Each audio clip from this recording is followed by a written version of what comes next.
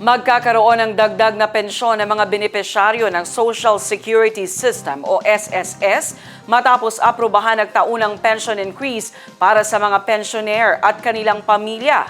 Ang News Now sa report.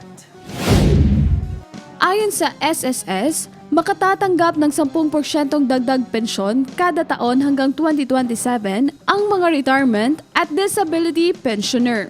Samantala, 5% dagdag naman kada taon ang matatanggap ng mga survivorship o death pension beneficiaries. Para sa implementasyon ngayong 2026, magiging epektibo ang pension increase simula June 1 para sa mga pensioner na may cut-off date hanggang May 31, 2026. Samantala, ang mga pensyon na may cut-off period mula June 1 hanggang August 31, 2026 ay makatatanggap ng kanilang dagdag pensyon simula September 1, 2026. Inaasahang makatutulong ang dagdag na benepisyo upang mapagaan ang gastusin ng mga pensioner at kanilang mga pamilya sa gitna ng patuloy na pagtaas ng halaga ng mga pangunahing bilihin. Criza Chavez, iMinds, Philippines.